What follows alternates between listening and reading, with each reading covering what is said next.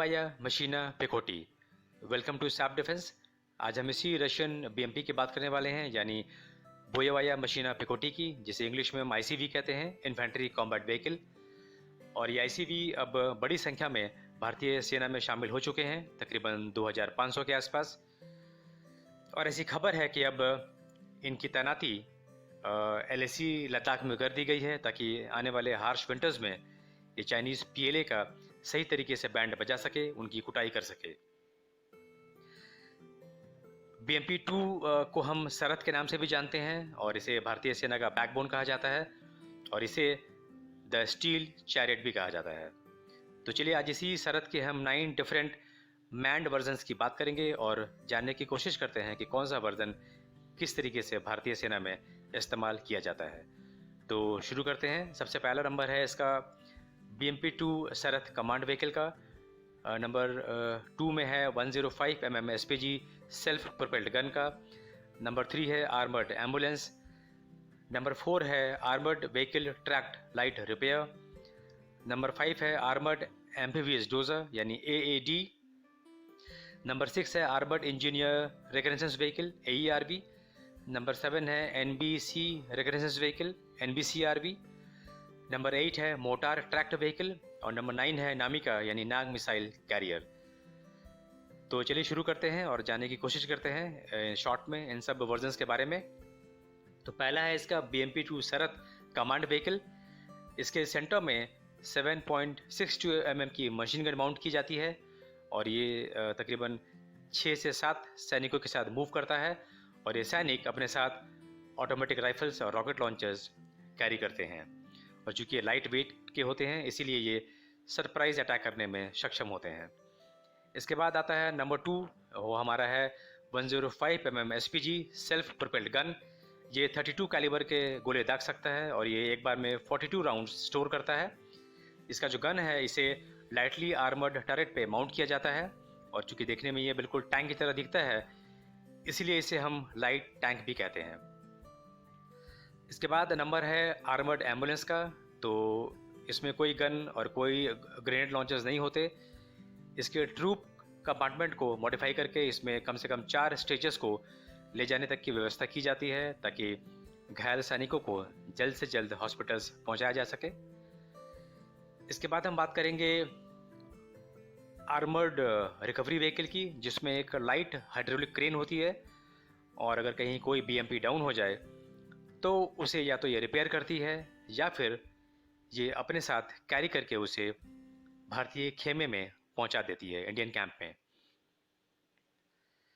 इसके बाद हम बात करेंगे दोस्तों AAD का।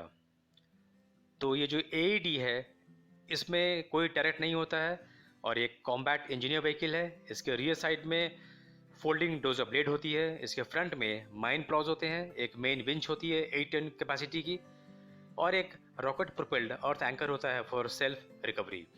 इसीलिए इसे हम माइन क्लीनिंग सिस्टम भी कहते हैं AED को। इसके बाद हम बात करेंगे AERV का। इसमें भी कोई गन नहीं होता है और इसमें स्पेशलाइज्ड इक्विपमेंट्स लगे होते हैं, जैसे इको साउंडर, एक water current meter, laser range finder और GPS। इसके अलावा और भी कुछ इक्विपमेंट्स इसमें लगे होते हैं जो रिकनेसेंस के काम आते हैं। तो ये तो बात थी AERV की। हम बात करते हैं NBCRV की। तो इसका यूज़ जो होता है वो for detection of nuclear, biological and chemical contamination को चेक करने के लिए किया जाता है और इस NBCRV को डेवलप किया गया था जॉइंटली DRDO और VRD के द्वारा। ऐसी खबर है कि अब इंडियन आर्मी ने इसके ऑर्डर्स प्लेस कर दिए हैं। इसके बाद है हम बात करते हैं मोटार ट्रैक्ट व्हीकल की। तो इसमें टरेट नहीं होता है और इसकी जगह में 81 mm मोटार को माउंट किया जाता है। ये अपने साथ 108 मोटार राउंड्स को ये कैरी करती है ये व्हीकल और इसमें 7.62 mm की मशीन गन लगी होती है जो तकरीबन 2350 राउंड फायर कर सकती है। इसमें तकरीबन 5 से 6 क्रू रह सकते हैं, जा सकते हैं कहीं भी। इसके बाद हम बात करेंगे नामिका की, यानी नाग मिसाइल कैरियर की। तो ये पार्ट है नाग एंटी टैंक मिसाइल सिस्टम का। नाग एक fire and forget top attack ATGM है विथ टैंडम हीट वॉरहेड और इसकी रेंज जो है वो तकरीबन 4 किलोमीटर की है।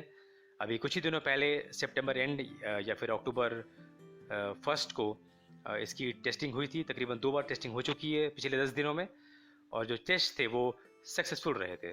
तो मैं ऐसे उम्मीद करनी चाहिए कि भारतीय सेना जल्द से जल्द इनके ऑर्डर्स प्लेस करे, ताकि हमें इजरायली या रशियन एटीजीएम्स ना खरीदने पड़े। तो ये बात थी दोस्तों BMP सरहद के सारे मैंड वर्जन्स की। हमने देखा किस तरीके से ये सारे वर्जन्स भारतीय सेना के काम आते हैं। कुछ ऑलरेडी इंडक्ट कर लिए गए हैं, और कुछ व्हीकल्स के प्रोटोटाइप्स की टेस्टिंग चल रही है अभी, और होपफुली वो जल्द ही भारतीय सेना में शामिल हो जाएंगे। अभी तक तकरीबन 90% इसके जो कंपोनेंट्स हैं वो भारत में अब बनने शुरू हो चुके हैं इस BMP-2 के, और सिर्फ 10% है वही रशिया से इंपोर्ट होता है। पर ऐसी खबर है कि अब हमारा फुली इंडिजिनस IFB अभय यानी ICV वो भारत में बनने की तैयारी हो रही है। इसके 2 प्रोटोटाइप बने थे और उनकी टेस्टिंग चल रही है। तो ऐसे उम्मीद करनी चाहिए कि जल्द से जल्द इनकी टेस्टिंग ख़त्म हो और ये प्रोडक्शन में आए। तो ये तो बात थी दोस्तों आज मैन्ड वर्जन्स की। इसके बाद मैं अगला वीडियो बनाऊंगा, वो मैं अनमैन्ड वर्जन्स की बात करूंगा BMP-2 के सीरीज़ की। तो चलिए इस वीडियो को मैं ख़त्म करता हूँ। मुझे उम्मीद आपको पसंद आया होगा। जय हिंद।